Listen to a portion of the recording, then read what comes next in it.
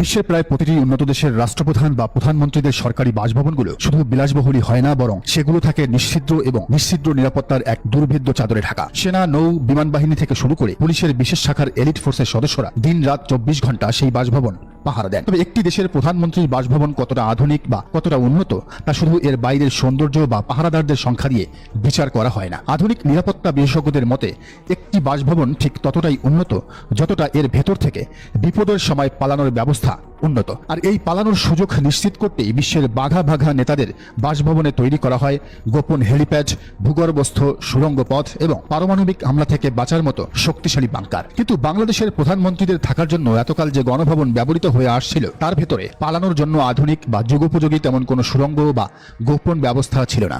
আর ঠিক এই কারণেই 2024 সালের 5 আগস্ট ছাত্র জনতার ঐতিহাসিক জুলাই গণ অভ্যুত্থানের সময় তৎকালীন স্বৈরাচারী প্রধানমন্ত্রী শেখ হাসিনাকে পালাতে বেশ বেগ পেতে হয়েছিল এবং চরম ঝুঁকির মুখে পড়তে হয়েছিল। দেশের রাজনৈতিক বিশ্লেষক এবং সাধারণ মানুষ এখনো মাঝে মধ্যেই রসিকতা করে বলেন যে অন্য দেশের মতো গণভবনের নিচ থেকে মাটি খুঁড়ে সরাসরি দিল্লি পর্যন্ত যদি একটা গোপন টানেল বা সুড়ঙ্গ বানানো থাকতো তবে হয়তো শেখ হাসিনাকে ওই দিন এত ঝুঁকি নিয়ে তাড়াহুড়ো করে সামরিক হেলিকপ্টারে চড়ে দেশ ছেড়ে পালাতে হতো না। তবে 5 আগস্টের সেই ভয়ঙ্কর অভিজ্ঞতা থেকে বর্তমান সরকার খুব ভালোভাবেই শিক্ষা নিয়েছে। 2026 সালের এই নতুন বাংলাদেশে প্রধানমন্ত্রীর বাসভবন নিয়ে আর কোনো ঝুঁকি রাখতে চাইছে না বর্তমান ক্ষমতাসীন দল। আপনারা জানেন 2024 সালের গণ অভ্যুত্থানের পর সাবেক প্রধানমন্ত্রী সরকারি বাসভবন গণভবনকে জনগণের এবং ছাত্র সমাজের দাবির মুখে জুলাই গণ অভ্যুত্থান স্মৃতি জাদুঘর হিসেবে ঘোষণা করা হয়েছে। বিগত স্বৈরাচারের পতনের পর গঠিত অন্তর্বর্তীকালীন সরকারের প্রধান উপদেষ্টা ডক্টর মোহাম্মদ ইউনূস রাষ্ট্রীয় অতিথি ভবন যমুনাতেই তার পুরো মেয়াদ পার করেছেন। ফলে বর্তমানে বাংলাদেশের নির্বাচিত প্রধানমন্ত্রীর জন্য সুনির্দিষ্ট এবং স্থায়ী কোনো সরকারি বাসভবন অবশিষ্ট নেই। আপনারা এও জানেন যে দীর্ঘ প্রায় 17 বছরের নির্বাচন শেষে 2024 সালের 25 ডিসেম্বর লন্ডন থেকে ঢাকায় ফেরেন বর্তমান প্রধানমন্ত্রী তারেক রহমান। দেশে ফেরার পর থেকে তিনি গুলশান এভিনিউয়ের 196 নম্বর বাড়িতেই সপরিবারে উঠেছেন এবং সেখান থেকেই বর্তমানে দেশের শাসনভার পরিচালনা করছেন।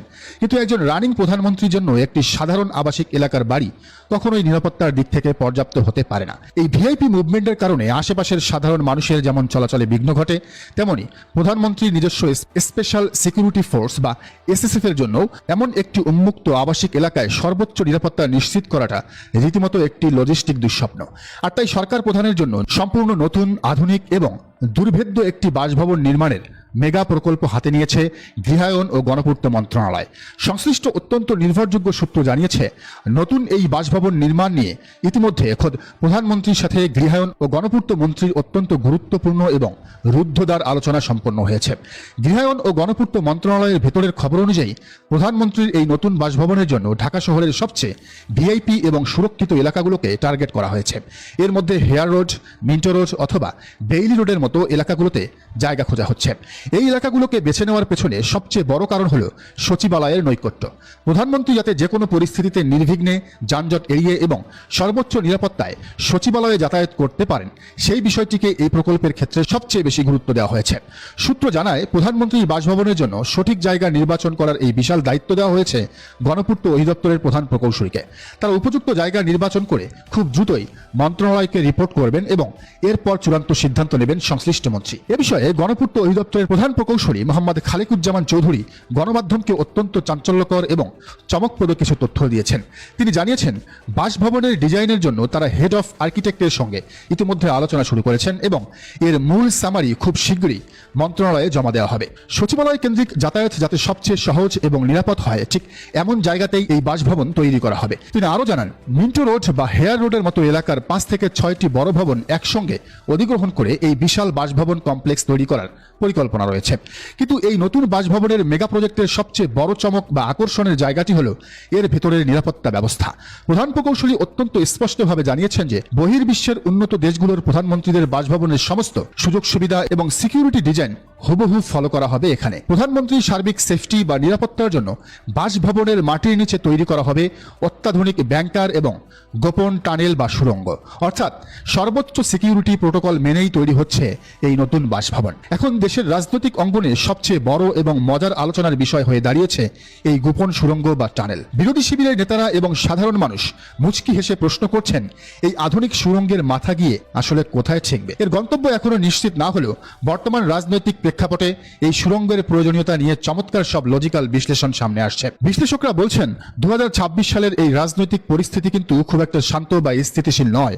জুলাই গণ অভ্যুত্থানের পর যে জুলাই সনদ বা গণভোটের দাবি উঠেছিল তা বাস্তবায়ন ইস্যুতে বর্তমান সরকারের সাথে বিরোধী দলগুলোর চরম টানাপোড়েন চলছে।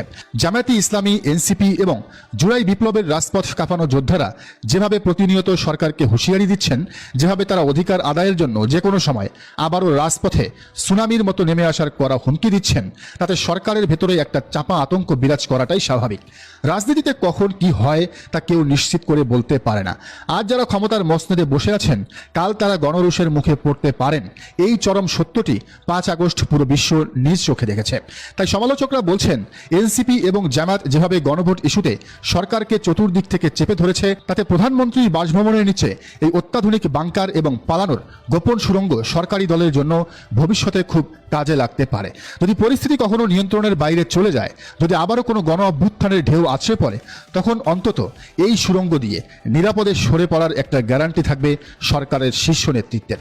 শেখ হাসিনাকে যেমন শেষ মুহূর্তে হেলিকপ্টারের জন্য অপেক্ষা করতে হয়েছিল এবং চরম বিপদে পড়তে হয়েছিল, নতুন বাসভবনে হয়তো সেই ঝুঁকি আর নিতে হবে না। তবে রাষ্ট্রের এত বিপুল পরিমাণ অর্থ খরচ করে 5 থেকে 6টি বিশাল ভবন অধিগ্রহণ করে এ ধরনের একটি বাংকার এবং সুড়ঙ্গ সহ বাসভবন তৈরির যৌক্তিকতা নিয়ে নৈতিক প্রশ্ন থেকেই যায়। একটি গণতান্ত্রিক দেশের প্রধানমন্ত্রী যিনি জনগণের বিপুল ভোটে নির্বাচিত হয়ে আসেন, তাকে কেন জনগণের ভয়ে মাটির নিচে বাংকার বানাতে হবে? তাকে কেন পালানোর জন্য সুড়ঙ্গ খুঁড়তে হবে? যে সরকার দেশের সাধারণ মানুষের জন্য কাজ করে, অর্থনীতিকে শক্তিশালী করে এবং ন্যায় বিচারে নিশ্চিত করে, সেই সরকারের প্রধানের সবচেয়ে বড় দুর্গ হওয়া উচিত জনগণের হৃদয়, মাটির নিচের কোনো কংক্রিটের বাংকার নয়। শেখ হাসিনা হাজারো পুলিশ, র্যাব এবং বিজিবি দিয়ে গণভবনকে দুর্ভেদ্য দুর্গে পরিণত করেছিলেন, কিন্তু জনগণের ক্ষোভের সুনামির সামনে সেই দুর্গ তাসের ঘরের মতো ভেঙে পড়েছিল।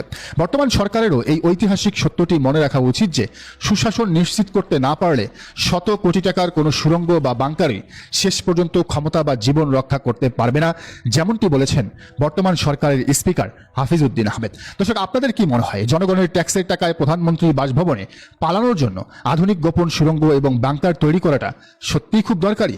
জানান আপনাদের মতামত।